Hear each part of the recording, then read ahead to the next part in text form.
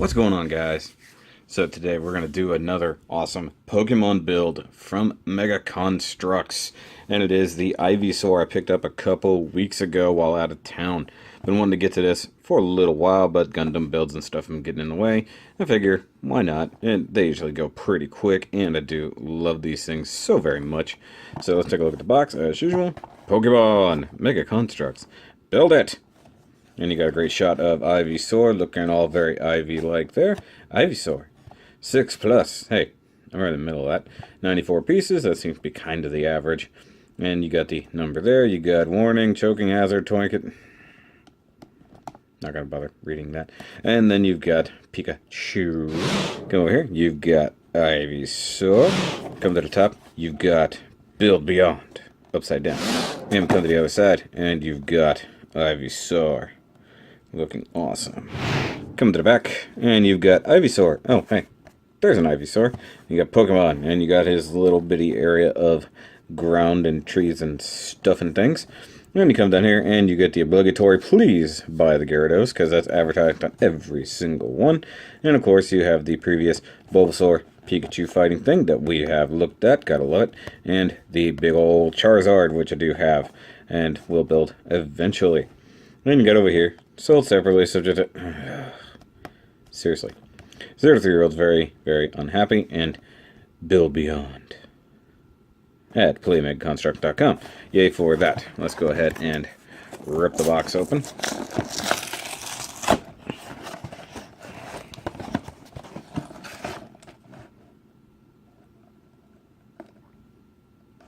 Come out of the stupid box!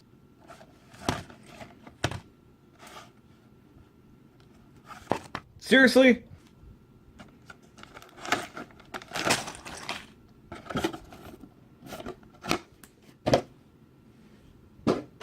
Box on the floor. This is weird. It's like, hey, we only had the one size bag left over, so go ahead and throw it all in that bag. That's funny. If you guys get this set, let me know if this is the same way. Hold on, this is intriguing, so I gotta like cut this tape off here. Wow.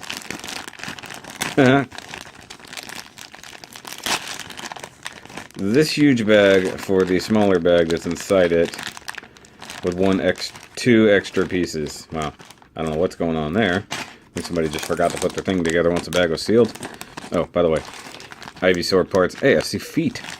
There's 4 feet in there. Gotta love that. You got some vines. You got the face hanging out. And we come down here. We got main body parts and some leaves and stuff. And probably the belly, if I had to guess. Or, no, I'm sorry. That's Pokeball. Yay. And parts of the base and the rocks and stuff like that. Yay for stuff. So, let's take a quick run through the book.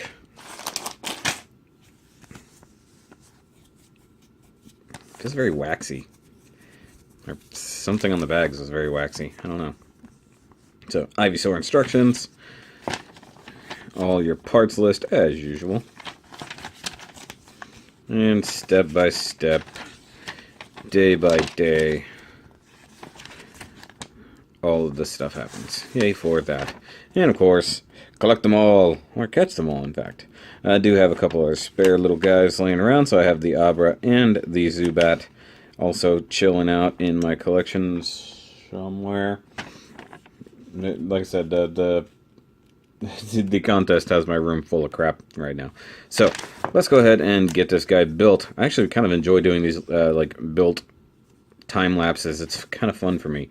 Hope you guys actually do enjoy those. I know with the Gundam build montages, we usually do. So let's go ahead and kick to that.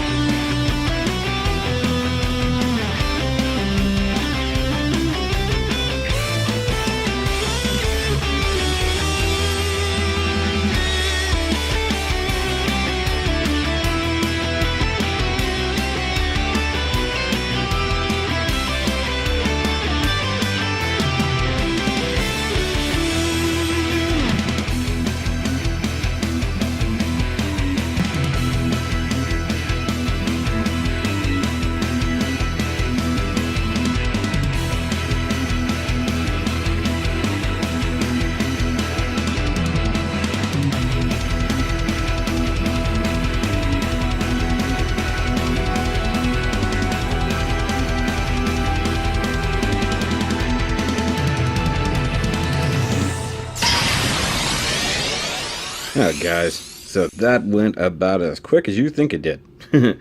These ones, they're not super long, mostly because the base doesn't have a ton going on.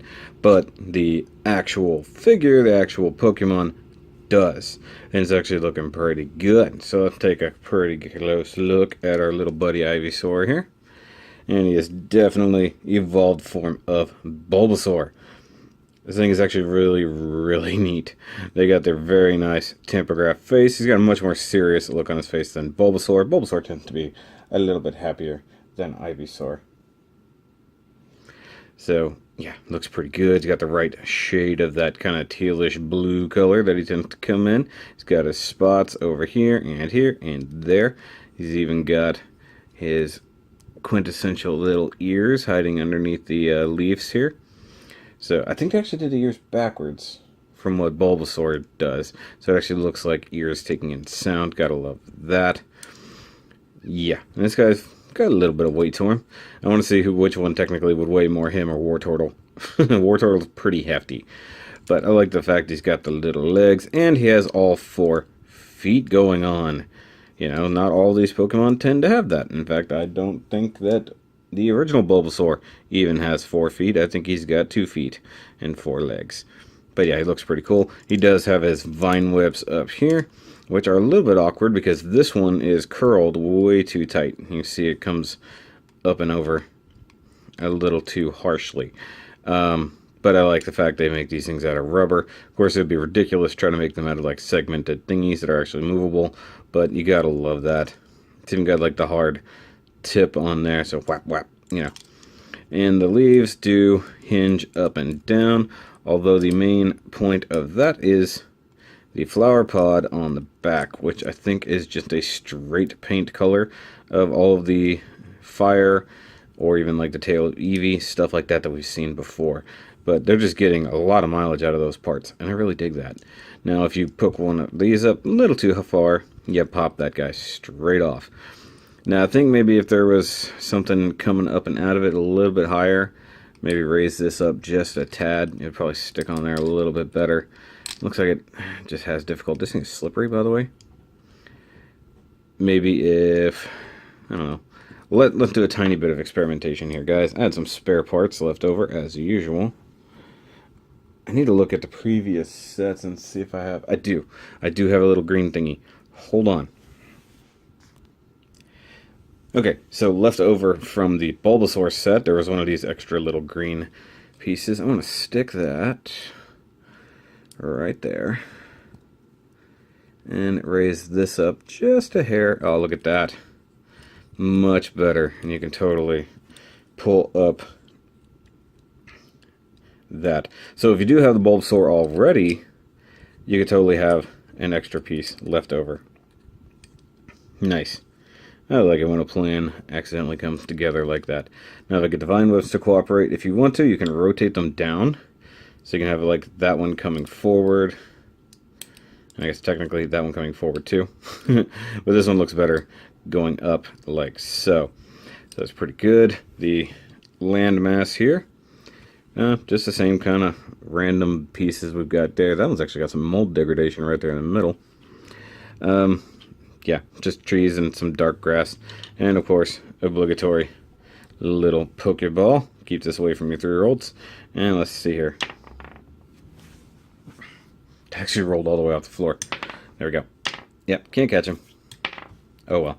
The Pokeballs are a nice little add-on, but absolutely not necessary. Because they don't stay. Like, I would have cared if it had a little peg hole in the bottom and you just set it on top of a rock permanently. That would have been absolutely fine.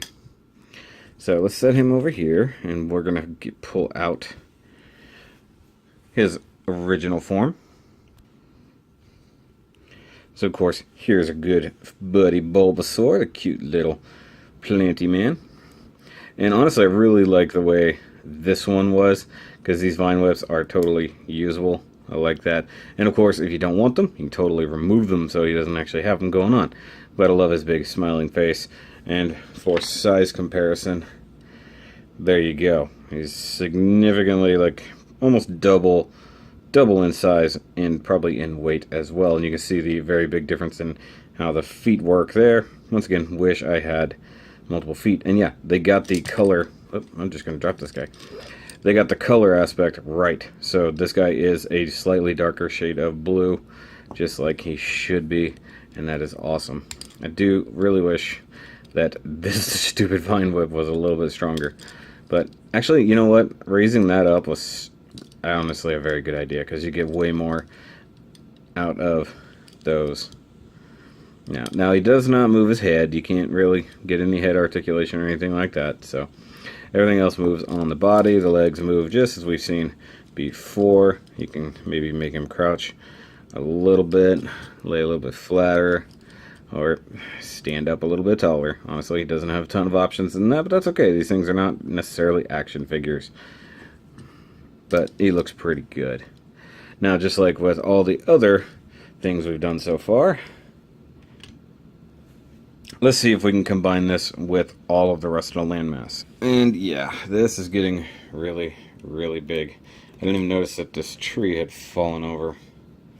This thing's been moved around the Shoky cave a few times recently, so it makes sense. Stuff's going to be a little out of whack.